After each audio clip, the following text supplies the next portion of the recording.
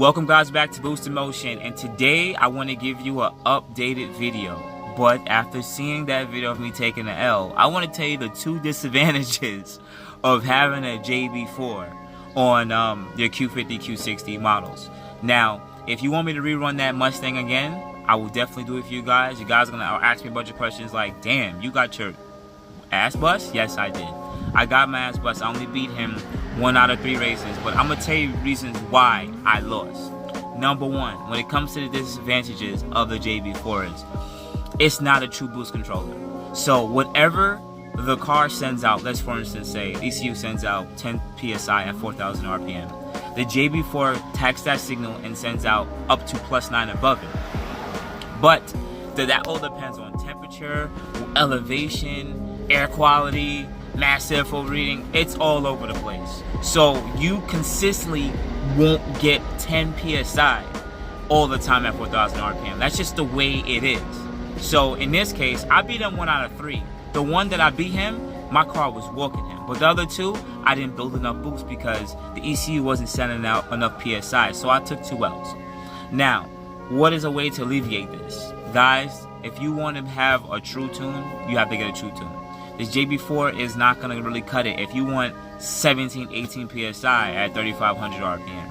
The JB4 just won't allow you to do that. It would be nice that I could even go a little bit higher, because when you're at 3,000 RPM, the ECU is not going to send you 12, 13 PSI that low. It's not. They're going to always send you something like 6 to 8 PSI down there. And I want to be able to just add more on top of that rather than it giving me 3-4 PSI at 3,000 RPM. It's just not as intuitive and consistent as I would like it to be.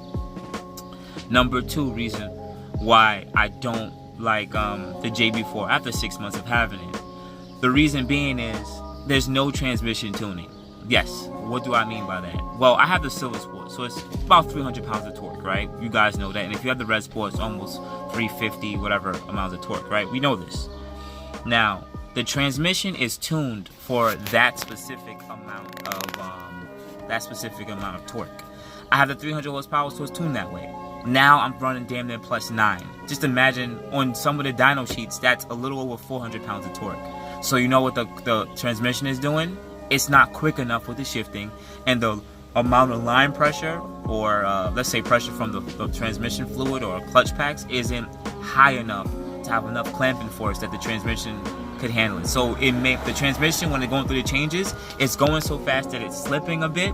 And I don't know if necessarily if it's destroying the transmission or if it's messing it up, but it's just that the transmission isn't changing fast enough with the power.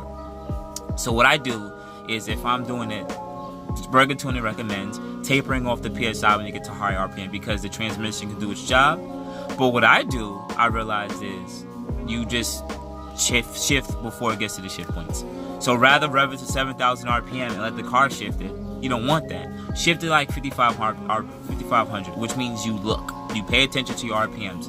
This problem only really happens from shifts 1 to 2 and 2 to 3.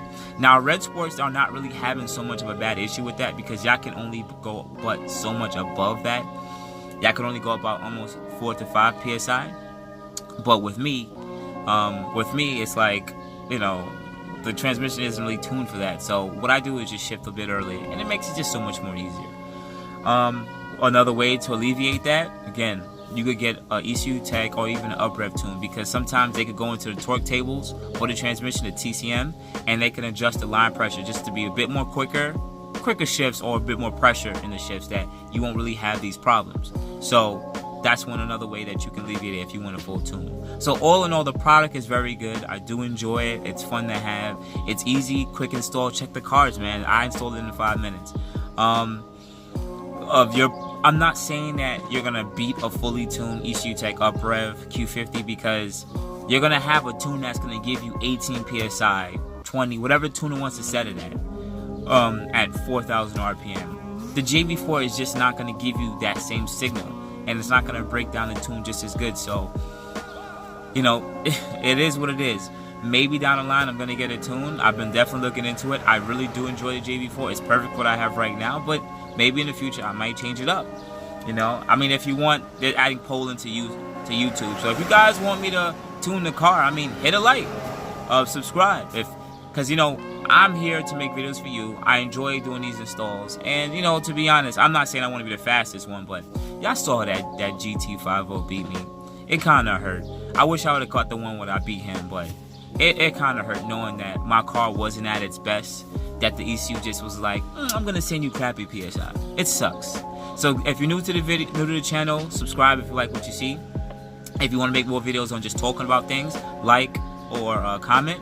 If you dislike the video, of course dislike it and leave crappy comments and talk about my sexual checkered past. It is what it is. I do appreciate you guys very much.